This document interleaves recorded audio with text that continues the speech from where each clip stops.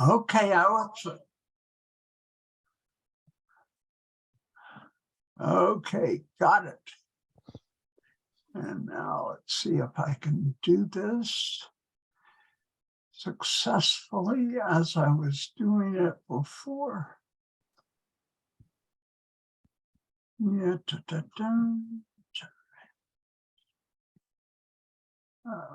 okay. I am going to be reading from my screen, which means I actually won't be looking at you as I do this for at least the first part of this, and then I will shift over to the 9th volume of the Grand Piano, and will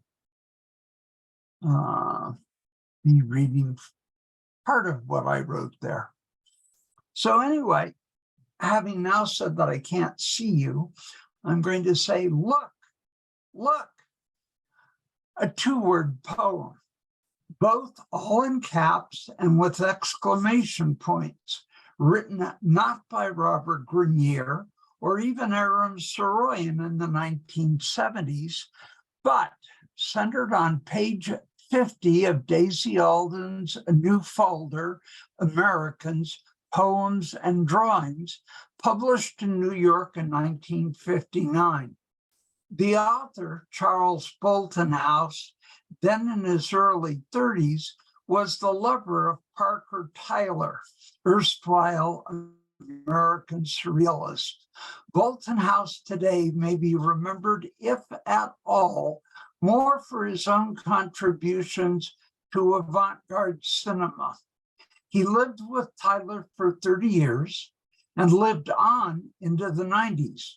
But other than some appearances in Lita Hornick's Culture magazine, most of Boltonhouse's work was focused on the downtown scene of film and theater in New York, including as co-editor with Tyler and Andrew Saris of a volume entitled Screening the Sexes, Homosexuality in the Movies, reprinted as recently as 1993.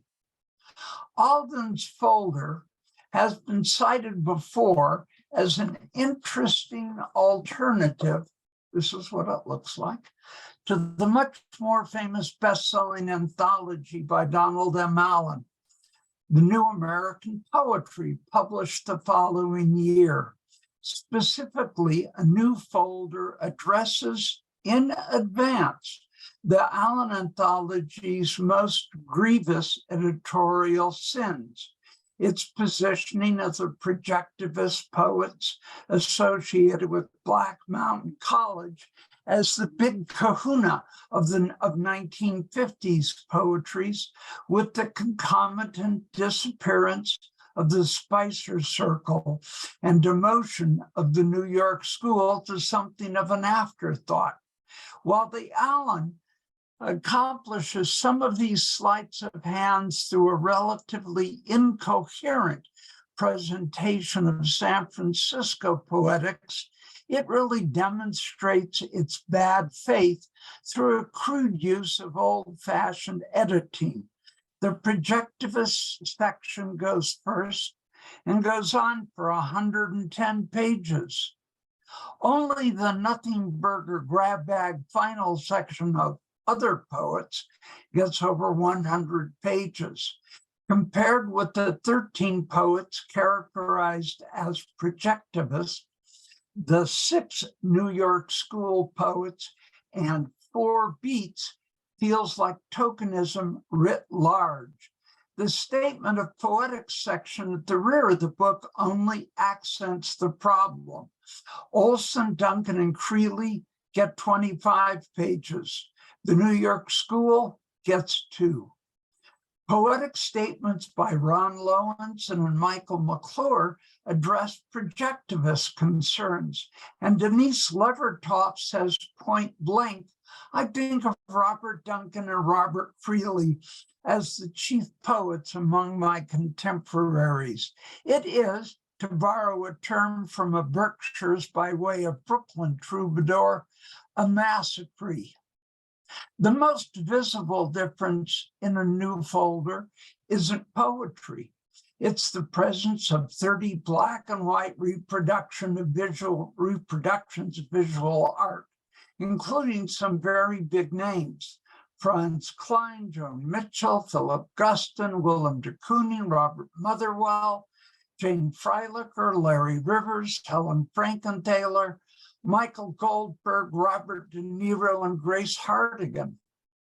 13 of Alden's 43 poets would also be women, including Yale winner Eve Treen, Harriet Zins, Jean Garrigue, Alden herself, and M.C. Richards. Folder also includes 3 of the 4 women who turn up among Allen's gathering of 44 poets, excluding only Helen Adam. The next most visible difference between the books is that Alden doesn't overtly divide her poets into groups, although she tends to string them together as if she had. And she starts with the New York School. John Ashbery goes first, followed by Kenneth Koch, Larry Rivers, Alden herself, and Frank O'Hara. After a poet of whom I have never heard, Eliot Stein, who I don't think is a heteronym parody of either T.S. Eliot nor Gertrude Stein, though there's a hint of Stevens here, Alden returns to the shores of Manhattan with Kenward Elmsley and Edward Field.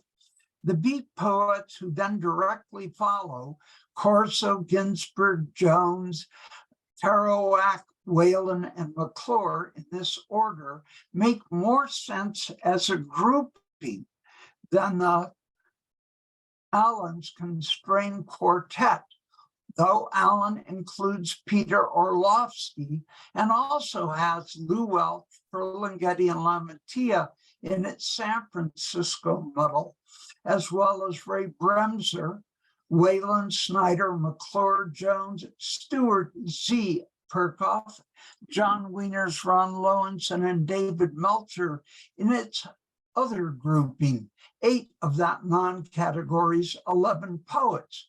It's as though the Allen seeks to downplay the beats, but not exclude them, a complicated editorial strategy.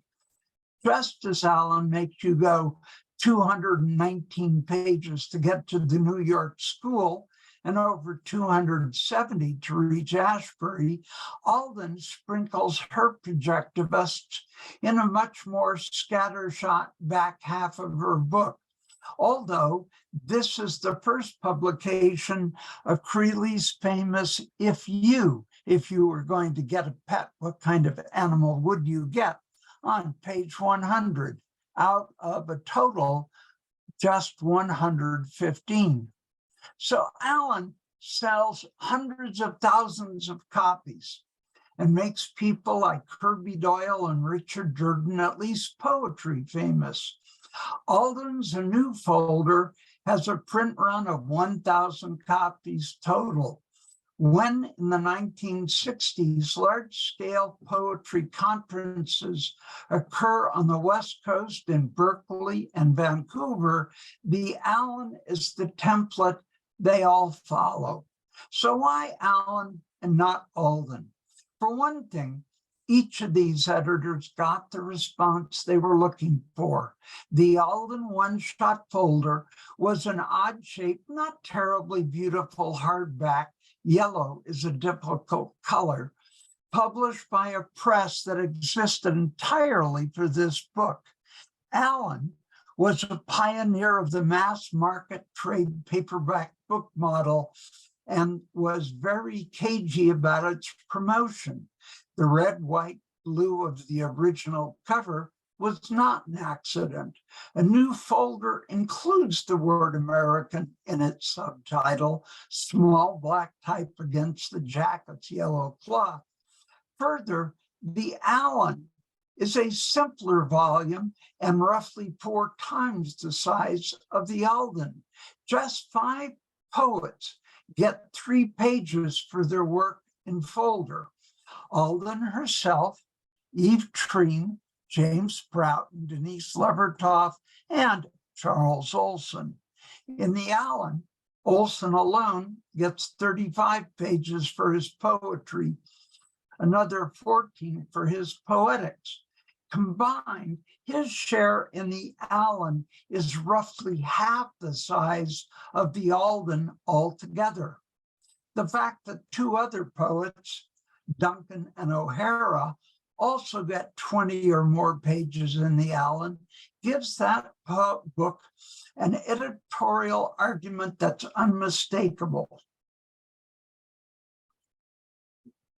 In contrast, Alden is surveying a broader landscape than the Allen. She includes outright conservatives like James Merrill, Richard Eberhart, and Arthur Gregor, though she has fewer pages with which to play. The inherently democratic way she proceeds turns out to work against her.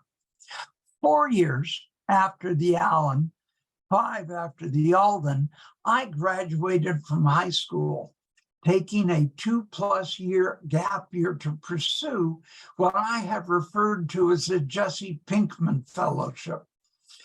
So that by the time I arrive at San Francisco State in 1966, I'm in the unusual position of having published a bit for a freshman, including work in Poetry Northwest. I also was a working class kid, first generation to attend college, with a gigantic attitude that must have made me insufferable to all but a few. I was just then starting a correspondence with Robert Kelly and, at his advice, Clayton Eshelman, and through them was getting to know a number of other poets who were not exactly lockstep in tune with the few MFA programs that then existed. I note this here because I think this set me up to feel pretty much an outsider among the very poets I'm closest to, my compadres who curated readings a decade later at the Grand Piano Coffee House on Haight Street. My premise is this: language writing and New American poetry have a much more complicated and frankly simpatico relationship than has generally been recognized. But it differs quite a bit from writer to writer, and part of the difference has much to do with when and how each individual Langpo came upon the New Americans per se. This is layered even deeper by a decade's worth of poets, arguably too young for the Allen anthology, but who were already well established when the first issue of this magazine in 1971 led off with the poem by Robert Kelly. Jerry Rothenberg, Anselm Hollow, David Anton, Peter Sheldall, Joanne Kiger, Bev Dolan, Ted Berrigan, Ann Waldman, Louis Warsh, Lorenzo Thomas, Kathleen Fraser, Louis McAdams Jr., David Henderson, Ron Padgett, David Shapiro, and of course, Tom Clark, just to name some obvious examples. It was not at all clear in the real world how exactly this middle generation expanded and deepened or challenged the notions that Allen outlined a decade before. Paul Carroll, after all, had been pegged a projectivist, and the Berkeley Poetry Conference had included just the Providence by way of Tulsa, New York School youngster Ted Berrigan, who read in an evening of younger poets alongside Motor City's John Sinclair, Lenore Kandel pre-Love Book, and Fugg, Ed Sanders, all introduced by Ginsberg. Add to this poets who coulda, shoulda been in the Allen, save for its erasure of the Spicer Circle, including Steve Jonas, Ronnie Premack, James Alexander, James Herndon, George Stanley, Larry Fagan, or Russell Fitzgerald, who left Spicer for Bob Kaufman, another omitted voice. And I noticed while I was reading this over again this afternoon, I left out Harold Dull, who in fact actually read at the grand piano when Tom and I were curating it. In the mid-1960s, poets in the MFA programs were picking sides among Allen's groups, or else rejecting the whole notion as too bohemian. By 1971, it's not clear that anyone, or at least anyone not in that middle layer, cared. Well, I wasn't at that moment a member of any layer. I by now understood that I was still a newbie 6 years on. I was far enough along to care dearly and to be befuddled that these constellations still made very little sense. Until I found Bob Grenier sitting under dining room tables at parties in Berkeley, writing furiously on 6x8 cards everything he heard, with his then wife Emily shouting down at him, "Record, record, record, attack, attack, attack." I had put my cards on the caterpillar stack at the poker table of verse, and I had done so after an earlier attraction to what I now call the Zen Cowboy Poetics of Coyotes Journal, a mag that started at the University of Oregon under the editorial guidance of James Kohler, Ed Van Olstein, and a pre-Jonathan Williams Ronald Johnson. Zen Cowboys were an offshoot of the Beats, who had little interest in the urban lifestyle of San Francisco and an ongoing interest in Eastern spirituality. Tiger, Snyder, Whalen, Drum Hadley, plus two of Coyote Journal's 3 editors, just for a start. I think you can still see all this in my writing if you just look closely enough, that layer of scar tissue just beneath the surface.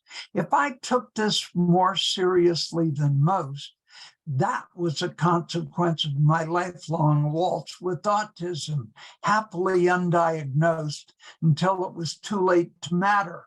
But just as I always organized my baseball playing cards by team, even after mid-season trades, I read each new poet I encountered by how they deepened my understanding of this larger, complex terrain. One of these, perhaps the most important to me personally, would be David Bromwich. I read the Grand Piano Book Project as something more intentional than an oral history of a community, but not fundamentally different in spirit. To me, all 10 volumes make clear just how complicated any such undertaking has to be to even scratch surfaces. What strikes me most when hearing any individual section is almost invariably just how much got left out.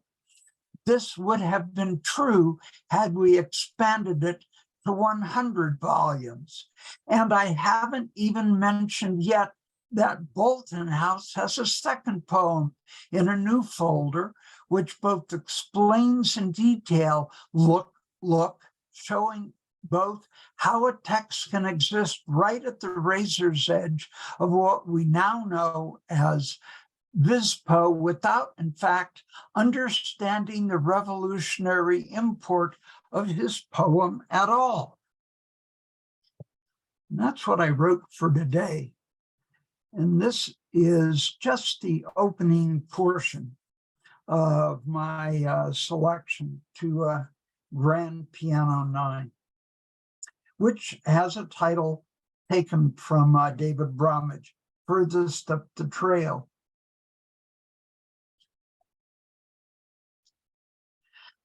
Sometime around late 1967, a then recent graduate of Bard, David Perry, arrived at San Francisco State's creative writing program. And he and I quickly discovered that we shared an enthusiasm for the work of Robert Kelly and the many poets Kelly had been teaching, basically the new American poetry. David also knew all the recent Bard College grads who either lived in the Bay Area, John Gorham, Harvey Bialy, or were visiting, Tom Mayer, still then a teenager, I believe. One day, very early in '68, David convinced me that we should go to the Albany Public Library to hear Bialy read. It was the very place where I'd first discovered poetry some 6 years earlier, but I hadn't set foot in that building on Solano, it's a daycare center now, since I'd left home. So for me, the reading was already laden with symbolic power before Paul Mariah, who curated the series there, introduced the readers.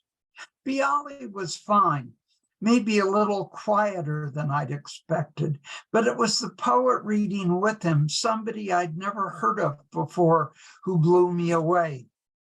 David Bromwich was tall, with a long face, a resonant baritone, a mastery of syntax that I had not found anywhere, even in the work of Robert Duncan, and a ready, almost twinkly wit that gave me the impression that had Charles Dickens been alive and a new American poet, he would have been very much like this fellow. It was a stunning, eye-opening performance, and I vowed to get to know this poet. You can, in fact, find that performance on Pen Sound if you go and look up Bromwich readings from 1968. At 35, Bromwich was a grad student at Berkeley, writing a dissertation on the Black Mountain poets, far more widely read than I, and just a little suspicious of of the motives of 21-year-olds, as well he should have been. He lived in a cottage apartment with his then wife, fiction writer Cheryl Jaffe, just north of the campus, not far from Josephine Miles' place, and a short walk to Serendipity Books, which in those days encompassed not only the rare book business it was when this was written, but a bookstore and the distribution operations that subsequently evolved into SBD. I would meet David at his place or at Serendipity, and we would walk over to a beer and pizza den on Shattuck, just off University, and have long discussions, part gossip, part theory. Our positions in those days were not at all equivalent. Having already had poems accepted by Poetry, Tri-Quarterly, Chicago Review, and the like, I was full of myself, hyper-conscious of my status as a published poet, which was somewhat unusual among undergraduates, even at San Francisco State. Curiously, how insecure I am about that. It still shows up all these years later. But I was also painfully aware just how hollow of that, all of that truly was, and appalled daily by how little I knew and how much I had yet to learn. Still true. Not that I would have admitted that to anyone, least of all myself. Compared with David Bromwich, I was an absolute beginner. As the 60s gave way to the next decade, the grand poobah of poetry in the Bay Area was manifestly Robert Duncan, who was only too happy to remind you of this himself. Of all the poets around him, David was by far the most accomplished, most published, most widely read. David already had 4 books: The Gathering, The Ends of the Earth, The Quivering Roadway, and Please Like Me. 2 of these volumes were from Black Sparrow Press, a big, in quotes, small press publisher that aimed to be more like New Directions or City Lights than, say, White Rabbit or Oyas. As it became clear to both of us that I was one of the younger poets around Robert Grenier, who, coming largely out of the same poetic tradition, was starting to question some of the tenets of projectivist practice, especially the equation of the line with breath as the presumptive dynamic underlying all poetic form. It proved easier for David and I to talk aesthetics by not talking about poetry. Simply by his presence on the Berkeley faculty and in the Berkeley scene, Grenier served as a challenge to David, an Iowa Writers Workshop grad and one-time protege of Robert Lowell, who'd gotten a teaching job at Berkeley on the say-so of Richard Tillinghast and James Tate. Grenier was a charismatic figure when contrasted with the likes of Tom Parkinson or Jim Breslin, the tenured professors most directly involved with contemporary poetry at Berkeley. David certainly could not have missed the fact that Grenier, who appeared completely oblivious to university decorum or rules, was 8 years his junior, or that Grenier had neither a PhD nor seemed in any way motivated to get one. Grenier in Berkeley circa 1970 was an unsettling presence, not because he did anything particularly outrageous, but because he was arguing for a poetics of extreme concision, bringing together the Krylev pieces, the Stein of Tender Buttons, and the short poems of Louis Zukofsky. Anything longer, Grenier seemed to imply, invariably lost focus. And Bob was all about focus. When you had a conversation with him, you knew he was giving you his total undivided attention, even if there was a student riot going on in the streets outside. And when he was otherwise engaged, he was equally focused completely elsewhere. I recall one party at Grenier's in which his wife coped with a flat full of poets, beer, and cannabis, while Bob sat underneath the kitchen table with a notebook writing down things he heard or saw, perhaps imagined, as fast as he could, the center of attention, yet completely above the raucous scene around him. When you read the poems that resulted from such behavior, it was evident that these were in no way small poems, even if the texts themselves only used a word or two. Grenier was magnifying language into a scale bordering on the unreal, like watching ants under a telescope behaving like dinosaurs. Since it was too charged, maybe too dangerous, to talk about poetry directly, David and I talked cinema instead, letting Ingmar Bergman in particular stand in as a surrogate in our conversations for Duncan, or using Jean-Luc Godard in any number of roles, a proxy for Frank O'Hara, Ted Berrigan, or even Grenier. In this way, over conversations of beer during the next few years, we negotiated what could have been a chasm into a lifelong friendship. What I didn't appreciate at the time was that while Duncan may very well have viewed Bromwich as the heir apparent, Bromwich himself seemed to have no such interest. He counseled me, in fact, against being too tightly within anyone's orbit. Quote, "You're not going to get readers because Robert Creeley sends them to you," end quote, was the way he put it. Soon enough, I was out of school altogether, performing my alternative military experience by working in the prison movement and living in San Francisco. Bromwich got a job at Sonoma State University, which made him somewhat accessible for a while, as neither of us knew how to drive, and the distance betwixt my house on California Street and his and what seemed to me then as the hinterlands was just under 50 miles.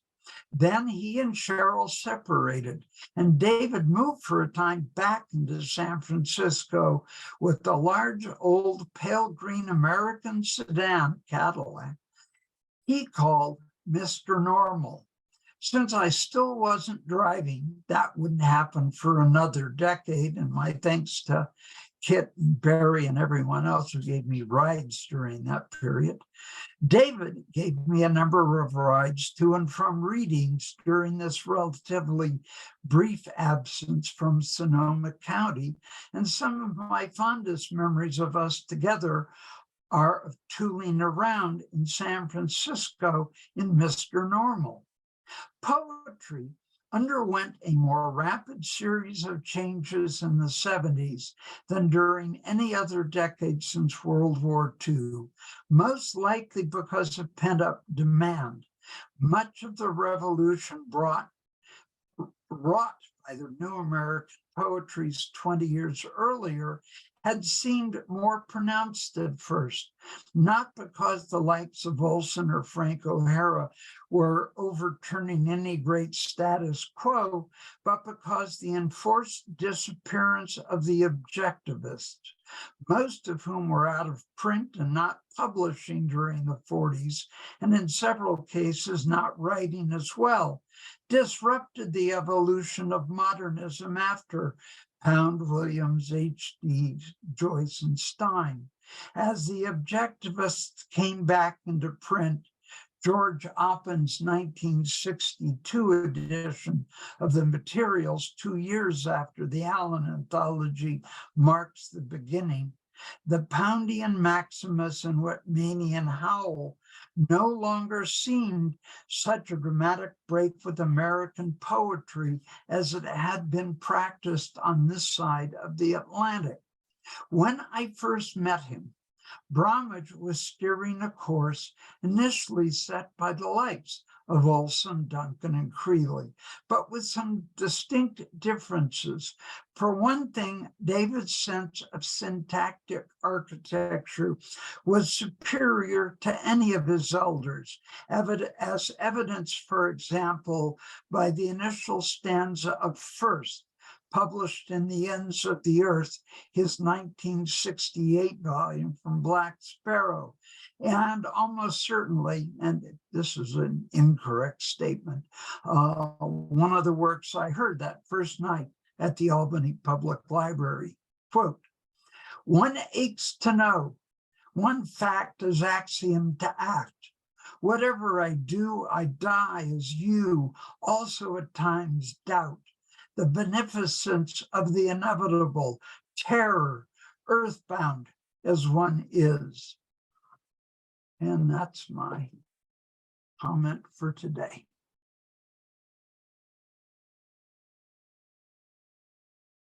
Okay. Well, I guess then we'll go to our Q&A. For that, we suggest that you go back to view and go to gallery mode. So now I can see a bunch of you, maybe not all of you.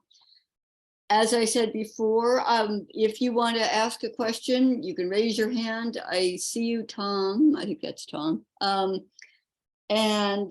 you can go down and use the icon that's under reactions. I don't think I see any questions yet in the chat. So we'll go to Tom first. Hello, Tom. I can't see you yet. And you're muted. Yeah, well, I wish I had something more to say than, or perhaps I don't wish I had anything more to say than what I'm about to say, which is that, Ron, I love you. You are a national treasure. That reading brought, well, poor Barry, he's, that reading made me think of all the many hours of hearing that cadence, that the voice with that cadence carry on and carry with it so very, very much that I both wanted to hear and could never have imagined that I would hear. So thank you. You the bomb. It was fun when Bromwich lived in San Francisco. You remember he had that, when you went in his apartment, he had that big, was it a wall where everybody would write something on his wall? Was it a wall? It was a wall, yeah. I think it may have been a wall board, but A wall board, yeah. Well, close enough. I don't remember what I wrote. me either, to be honest. He lived closer to me at first than I had imagined. He was only 2 blocks away, but I tended only to see one another when we were both sort of out of our houses, moving around. Well, then later he lived closer, didn't he live closer down to the Haight when I cannot really put him. Oh, well, this is boring. Forget it. Yeah. Somebody say something interesting so I can shut up. Barry, did you have a question? Yeah, I've got a comment. Although perhaps I should maybe say a non-grand pianist should talk, and then I'll ask my question. Okay. So let's have a non-grand pianist. Well, Okay, it was anybody Rachel's have a birthday question or a comment? yesterday, and so maybe she should say something. Who? Rachel Bladder Plessy, who okay, had a is she birthday being- yesterday. All right. We could sing happy birthday to Rachel, I guess. Rachel, do you have a question? Well, I have a comment, and I was not in the grand piano, nor did I mean to be. This extraordinary double telling of literary history has me very intrigued, because it almost implies a couple of theories of literary history. The split was anthology analysis, which we've had in a lot of ways, like from Alan Golding for one, but other people, I'm sure I'm missing somebody with that homage to Alan. And that is not Alan, the anthologist, but Alan, the commentator on anthologies. And then it goes to personal reminiscence, which is sort of the meat of the grand piano, but what you skirt in both of those is questions of the use of the word influence when people influence each other and so on and so forth, and constellations. And what interests me about, I guess the thesis of this remark is, it would be nice to have literary history that is more built on constellations and what Peter Quartermain and I called nexus, which means a kind of ongoing engagement with people as they strike you in your wanderings through the earth, which don't always, as in the case of the objectivists, which do not always lend themselves to sweetness and light, but often contention, anger, abandonment, the 7 deadly sins as well, the 7 deadly virtues, let's say. And I'm interested in the way that nexus plays as an undercurrent in what you're saying, both about the anthologies, in your analysis of the anthologies, and in your analysis, your implicit, I don't know, could I say critique, or at least rejiggering of grand piano? I think I'll just stop there, considering that for the second time in a row in this series, I've been called on without having a question. Do you want to respond to that, Ron? Well, I think partly what Rachel is saying is accurate. And I think it's also, and this more than anything is what I was trying to get by sort of hovering over the same space twice in this reading, was that in any retelling, there are going to be different contexts that get brought forward and brought up, and others that get pushed back or not mentioned altogether. And, you know, I mean, when I hear Carl Ricosi say, and you can still go back and find it, I think actually probably on Penn Sound, that Louis Zukofsky was not an objectivist. I can hear what he means by that. And I think at one level, he's actually quite right. And at another level, he's completely wrong. And I think we all have a tendency to sort of hover between those two absolutes in almost anything that we do. I wasn't kidding when I said we could easily have turned this into a 100-volume set. If we had just gone around in circles, rather in concentric circles, and got, you know, all kinds of other details, you know, brought up. I mean, we could talk about the influence, for example, of U.C. Irvine on language poetry, because two of really key members, Steve Benson and Carla Harriman, both went there for a while and were exposed to a whole series of other kinds of writing while they were there that they then brought in and you know, expanded our horizons with. You know, all of those kinds of things. It's a little bit like when I got to Philadelphia in 1995, I really only knew three poets. You were one of them, Bob was another, Gillot was the third. And that was a very fruitful beginning for me, but it certainly was not a completely accurate portrayal of what Philadelphia was about in 1995 from, you know, Toby Olson and Don Riggs and Billy Harris and everybody else. I'm just going to interject. I think the buzzing was that somebody was unmuted. And I fixed that. I found it. Yeah. Yeah. It's more to forgo the word influence because it has a problematic one-way street flow into a little vat.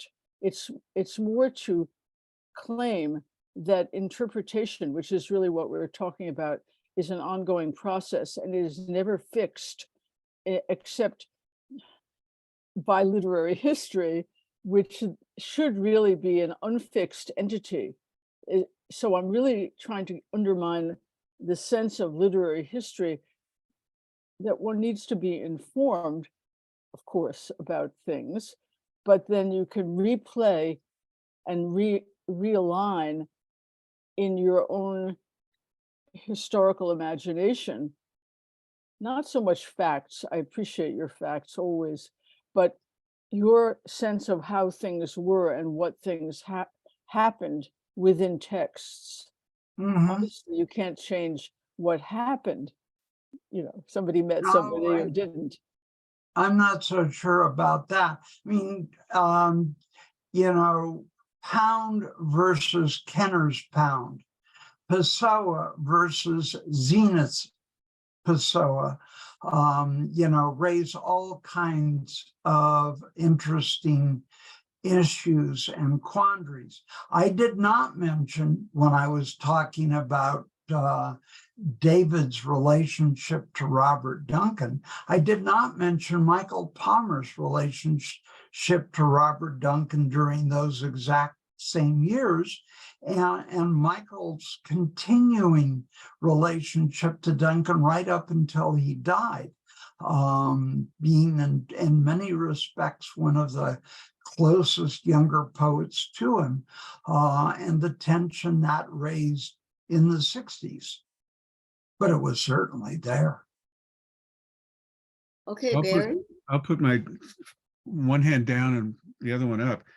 So I actually did have a question in the chat, and it was Josephine Miles. And when, there was an account of what was going on at Berkeley in the English department in the 60s, for whatever reason, Ron didn't mention her. But what's... Although I met Gary Snyder through her. Yeah, I mean, Yeah. and Josephine Miles wrote the letter to Iowa that got me in.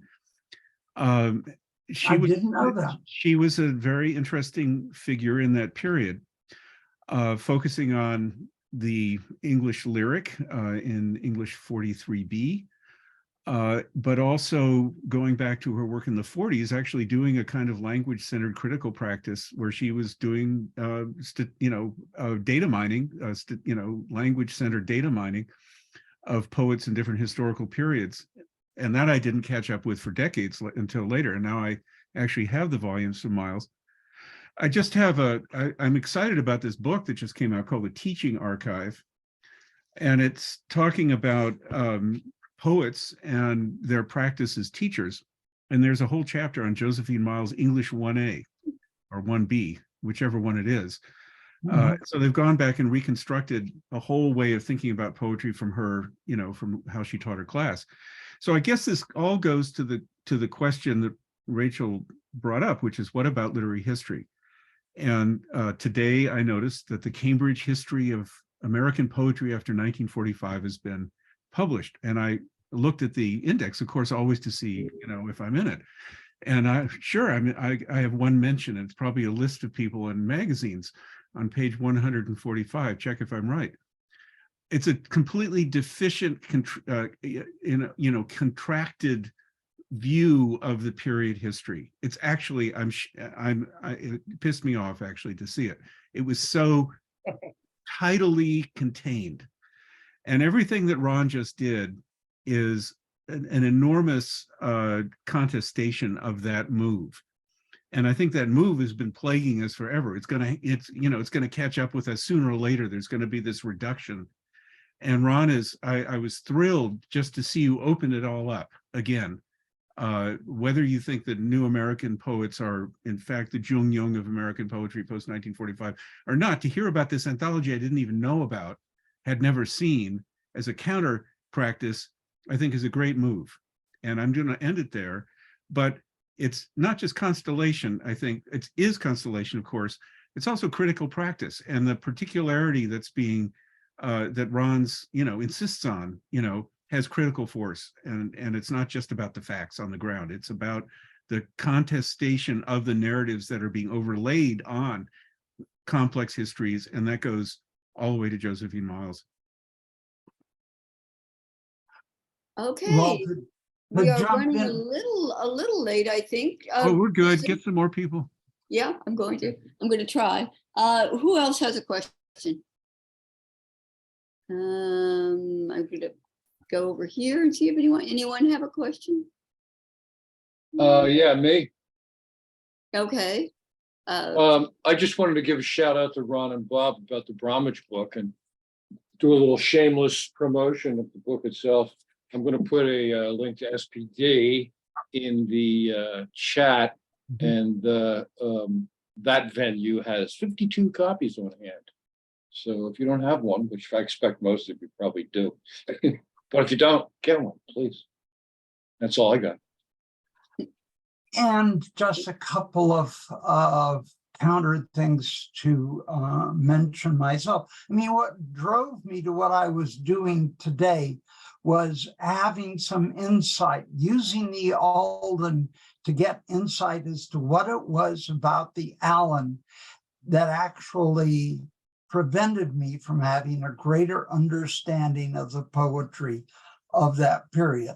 And I think Alden is a corrective in that sense, but also just to mention in passing that one of the real people I got from Josephine Miles, somebody who was counting her words and her syllables very carefully, was Adelaide Crapsey. And the poetry that was being written really right out of World War I, that was in no way part of the Imagist, nor even the Imagists, as Amy Lowell got characterized later on. And I do think that the Allen anthology is a subversive book, but it's subversive in the way that J. Edgar Hoover was subversive at about that same point in time. And that's problematic. And what it does and doesn't do with San Francisco poets is really profoundly bad in those terms. So I just have a question about, didn't There we go. surrealism originally say that one wasn't supposed to attend institutions, and like Breton and expatriates like Gascoigne said that you weren't supposed to do any of that. You're just supposed to be like a poet in the street, right? Or no? well, there was sort of that model, and I have to admit I followed a lot closer to that probably than I thought I was going to. I teach at an Ivy League university these days, but I still only have a high school diploma. And I spent most of the intervening years working first in the nonprofit sector and then in the tech sector by way of a day job. When I was a student at Berkeley, I used to tell people I was educating myself from my spare time. And the only problem with that is that when one reaches one's 40s and 50s, spare time is a really weird idea with families and mortgages and things of that sort to deal with. I think the Academy right now is heading, particularly the humanities, for a train wreck.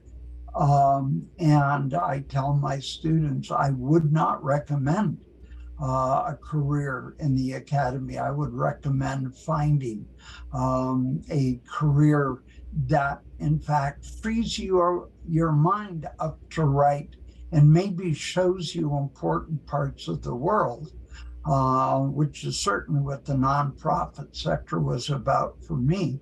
But I think the idea of trying to get tenure in departments that are not giving it out anymore is sort of preposterous. I was reading the other day, thinking about the UC Berkeley, not just UC Berkeley, all 19 campuses of the University of California, that the average salary for an academic job, which goes all the way from grad students to tenured professors in the UC system, is $23,000.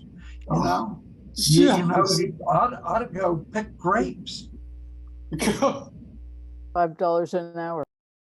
I remember Gascoigne saying Breton found himself appropriate enough to lecture at Harvard. I, of course, have never been to any university at all.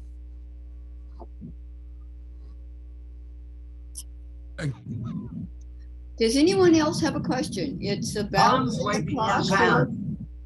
Okay, Tom. Two things. First, poetry used to be an activity largely undertaken, and I don't mean it used to be in the forever historical, but for quite some time in the West, poetry is an activity undertaken by people who could afford to take the time to write poetry, not by people who were looking for a paying career. That's and secondly, on the question of history, the idea, you know, it's hard not to be the victim of a view that there is a template according to which events take place, and then over time, a history settles, as if you're making pudding, you know, and it, you know, it sets. That's a lot of nonsense, and I mean, in the just you could start with just thinking about Bakhtin's. I often quote this, Bakhtin's idea that meaning never ends, that the creation of meaning out of a text never ends. It never ends. Why should it end? Why? And so that meaning is always mutable, and therefore both interpretation and all the rest of the elements that go into writing history are always up for debate. And so in fact, the writing of history is it's an activity engaged often largely to support the notion of getting yourself a career. I mean, you paint yourself into a picture and then hope that somebody wants to hang it on their wall. That's all I have. What do we do with Gertrude Stein saying, I always wanted to become historical, or I always wanted to be historical? You know, she wasn't talking about some kind of split between writing practice and something that she'd thought about all her life, which was history writing about history. And to the extent that she wanted to see herself entering into it as an actor, which she managed to do in the 30s and 40s. So, I mean, that does, you know, the question of historicism is some kind of, you know, misrecognition is like, is really not a very adequate account of what we do when we think historically. There are good ways of doing it and bad ways of doing it, you know? I don't think Stein meant, though, that by wanting to be historical, that she wanted to be a part of a history that would be viewed later. I think she meant that she wanted her individual action, her action as an individual, to engage at a historical level. Frankly, I wish she had. I think you're completely wrong, actually. Really? Well, all over Stein, there are remarks about positioning herself within an historical sequence and canon. And she basically brings herself into that, a relationship to that, in her final book, Wars I've Seen, which I just wrote about. So I'm, you know, very excited about that book. And, you know, that's where she makes the remark, I always wanted to be historical. Well, because she gets liberated by the American Army. The reference that I'll respond. Gets into Life magazine, and for a moment has this historical meaning as a kind of a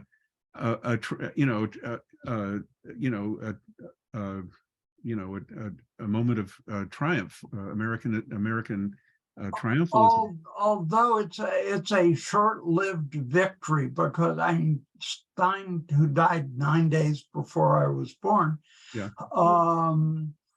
You know, after she dies, is very quickly moved, as Salvador Dali experienced very much the same kind of motion, into the Time magazine category of avant-garde as joke.